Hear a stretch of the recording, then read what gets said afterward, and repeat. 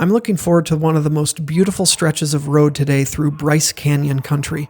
I've been on this stretch before in both a car and on a motorcycle, but the experience for my bicycle should outshine those previous visits.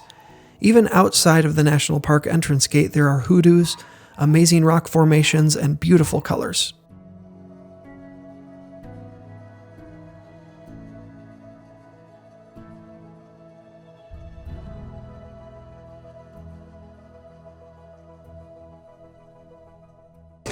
Here's a Days Inn breakfast. Not bad. I'm 43 years old, and this is the first time I'm ever having a Go-Gurt. Good morning, it's day 16, Friday, May 31st. I am departing the city of Panguitch in Utah. Our destination today is Escalante, and we'll be riding through Bryce Canyon country, not entering the national park. It's a bit of a detour, and I've been there 3 times before. But if somebody else is doing this trip and you have not been to Bryce Canyon, that is absolutely worth a detour for you. One of the most spectacular places on planet Earth. There's no landscape like it anywhere else. We have a 67-mile ride today with 2 mountain passes. I had a great breakfast at the Days Inn, and some waffles and eggs and cereal and 2 packs of Go-Gurt. We got a cloudy day, and Peter said that there's going to be tailwinds today, and I hope that's the case.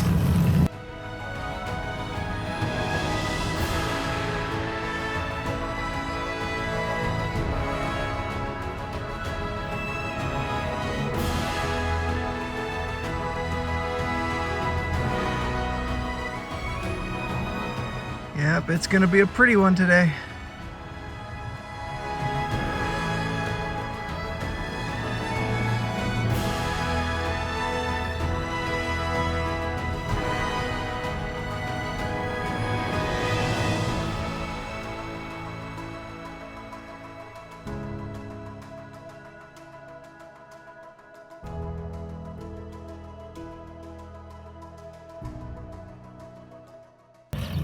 Wow, the scenery is epic. I am riding through Bryce Canyon country. Oh my. You could be riding a 12% grade and with a smile on your face with scenery like this. This is outstanding. There's a bike path that parallels Scenic Byway 12. I didn't realize that. Wonder if this will go all the way to the park, which is 14 miles away. That'd be nice, not have vehicles next to me.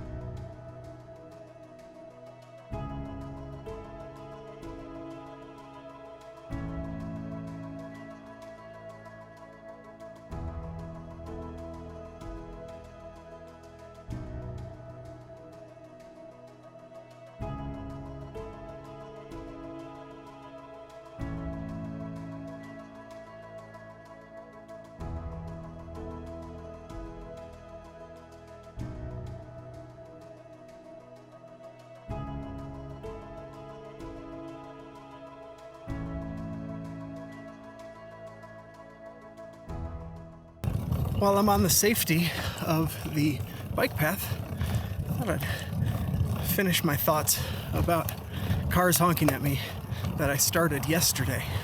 So what do I take solace in? This is what I think about when I'm riding. What do I take solace in? The first is that if the car who honked at me and me were sitting at a table across from each other, And each of us had the opportunity to state their best rationale and arguments for me, why me riding where I was on the road, at the speed I was justified without being honked at. And then the driver of the car would be given time to share their best arguments and justifications for why honking at me was warranted and justified. I am confident, without a doubt, that I have better arguments than that driver. I take solace in that. The second, because the first solace is just personal, right? Oh, that could just be opinion-based. Here's my second one, which I think is even stronger. If the entire interaction, the car driving up, blaring their horn at me and passing me, was recorded on video from every imaginable angle, and that video evidence was shared to a group of 100 independent, unbiased observers. They watched that video, and then they were asked, all right, was the actions of the car honking at the bicyclist warranted and justified? Yes or no? I would imagine that, probably 95+% would side with me. Only 5%, probably even less than that, would side with the honking car. So I take solace in that as well. And the thing is, for me personally, if I had done some action that if 100 observers had observed and said I was in the wrong, yet I thought I was in the right, and 95% of them thought otherwise, man, I'd be taken aback. Like, wow, the error of my ways. How can I change and improve? I would imagine the type of person who honks at a bicyclist, even though they're hugging the right side of the lane in the shoulder, is likely to say, I don't care if 99 out of 100 people thought I was in the wrong. I can do whatever I want. That bicyclist was in my way, slowing me down. I would imagine that's the sort of person that somebody who honks at a bicyclist is, so nothing's gonna change their mind. But the solace in that, I think I'm in the right, both from perspective of what sort of argumentation could be brought to the table, and second, 100 independent, unbiased observers. There you go. I'm climbing as I'm speaking, so I'm out of breath while I'm talking about this. The bike path is more scenic, but it climbs more and it meanders more. Still think it's worth it for the scenery that I'm riding through. But right now, I'm, I don't know, 50 to 100 feet above the surface of the road.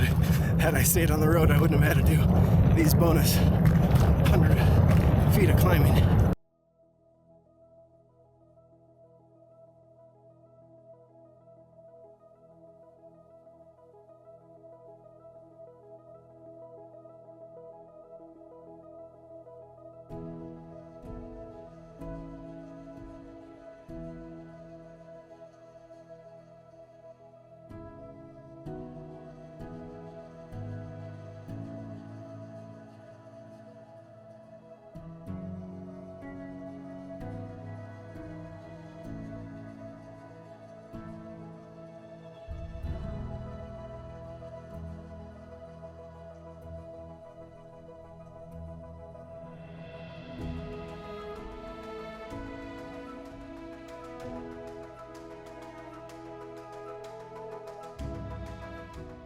Little detour to the Mossy Cave.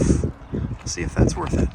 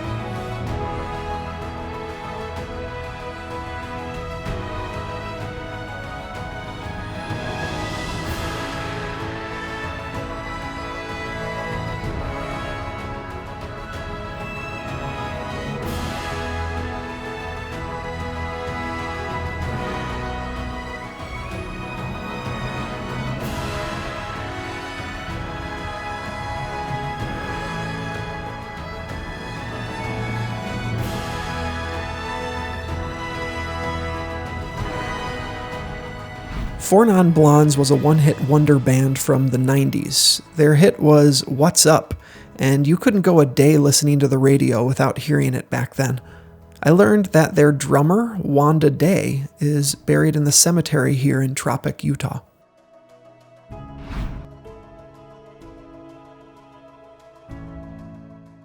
Look at that custom paint job. Wow! That's how they do it in Tropic, Utah. I'm in one of the best gas stations with this indoor seating. Look at this. This is a Sinclair gas station in Tropic, Utah. Nice. Just got a fountain drink and they told me I can fill up my bike's water bottles. Today I started hearing a rubbing noise in my rear wheel. So it looks like the wheel is slightly off true. We temporarily released the brake cable a bit. Paul said the wheel needs to be put on a truing machine to get it back in line. I'm going to attempt to put on my cosmetics while I'm riding.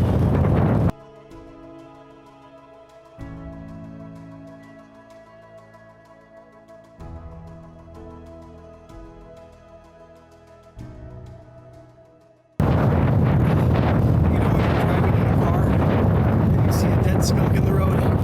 Ooh, when you're on a bicycle, well, that goes straight into your nostril, buddy. Ooh, had to set up the time lapse for this upcoming stretch. I'm riding into a V, and the mountain looks quite scenic. Or maybe you'll watch the time lapse and you'll think it's real time. It's not. I'm going really slow. Almost to the crest of this little peak.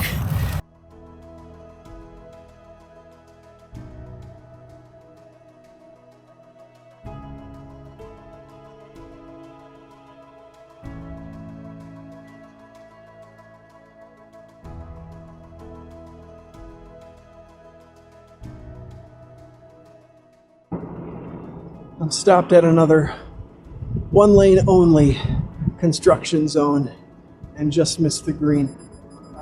Hopefully this one's a lot shorter. And I'm zipping through the construction zone. Orange barrels to my left, orange barrels to my right. And I hope that light is not just on a timer and that there's somebody observing. I don't want a string of cars headed my way getting upset. They sent the cars in the other direction before I was through. Not very respectful of the construction crew.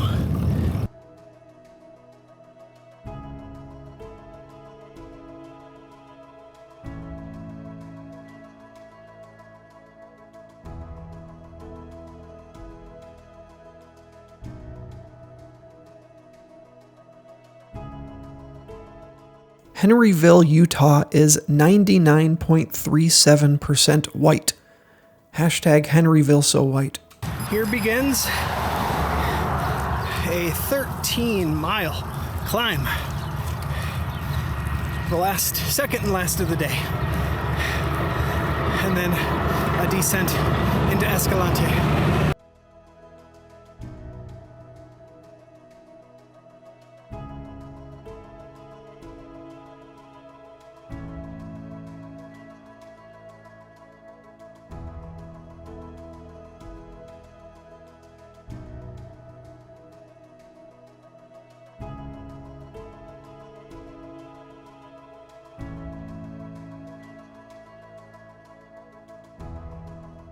The Grand Staircase is so named due to the distinctive layers of rock visible on the cliff sides. From top to bottom, these layers are called the Pink Cliffs, Gray Cliffs, White Cliffs, Vermilion Cliffs, and Chocolate Cliffs. Many dinosaur fossils have been unearthed here, one of which was named Monumentensis, which was 30 feet long with 800 teeth in its mouth.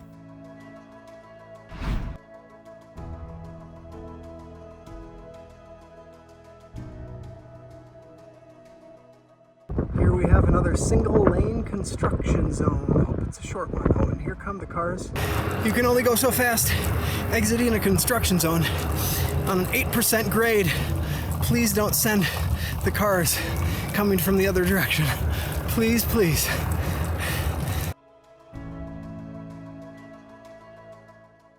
9.9, 10.0, 10.1% grade of the day. 10.4.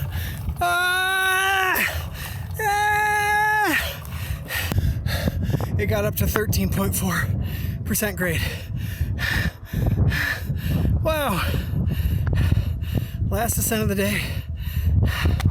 About how many more feet of climbing? I need to climb to 7,600 feet. I think I'm at about 7,400 right now, just 200 more feet of climbing.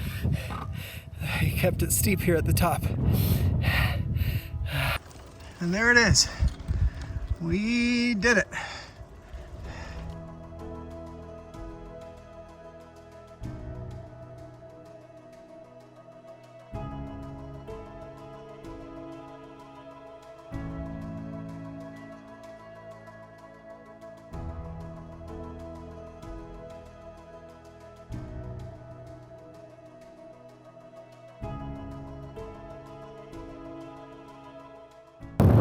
This is blissful. I am coasting down a gentle incline, going 26.4 miles per hour with no effort.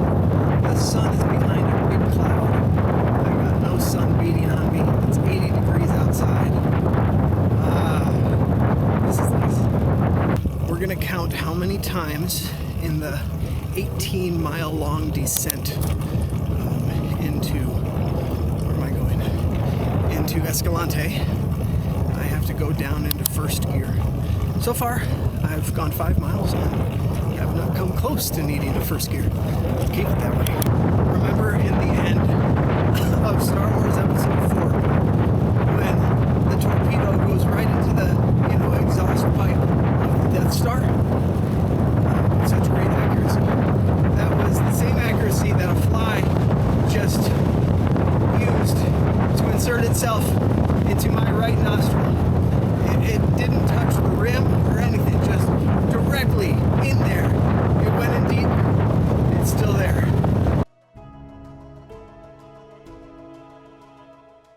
12 miles down the mountain and no downshifting into first gear yet. 5.8 miles to go. I wanted to camp here tonight. This is the Offland, O-F-L-A-N-D campsite. And you see all those historic cars? They have cars set up here and they show movies on a screen. You can sit in one of those cars and watch a drive-in movie every night. And they have some Airstreams already set up, cabins, and then primitive camping. Too bad they were full. Here we are at our destination of the day. I did not yet get into first gear, but I still have 1.1 miles to go. That's good news. Escalante, Utah was named after a Franciscan missionary, Silvestre Vélez de Escalante, who arrived here via Spain and Mexico. Escalante has seen an influx of tourism in the past 30 years due to the Grand Staircase Escalante National Monument. I called the sheriff's office to inquire about permission of camping here tonight. How perfect would this be? But I got denied. Tonight's dinner is a chicken flavored fried rice. Not the same as chicken fried rice. Chicken flavored fried rice.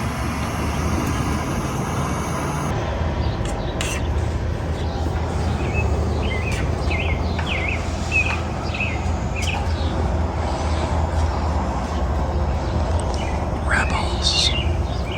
Here's the latest from the city park in Escalante. A lady was walking her 14-year-old golden retriever, chatting with Paul and learning about our trip, and she said, "So where are you guys staying tonight?" I said, "Oh, we're gonna try to find some dispersed camping." And she said, "I know an 80-year-old man here in town who he's setting up his yard to host cycle tourists for camping. I'm gonna go over there and ask him if you can stay there tonight." So we're waiting for her to come back, hopefully with a yes. That'd be quite an opportunity. It worked out. We are here at Steve's place. This was just a couple blocks from where we were at the city park. And there is my tent in the shade of the RV in his side yard. He's got 3 cute little pups that we got to meet, and this is wonderful. No water or electricity or anything like that, but it's all we needed, a place to pitch a tent without having to go far out of town, so we're grateful. Check out this place. Everybody is here on Friday night. Escalante.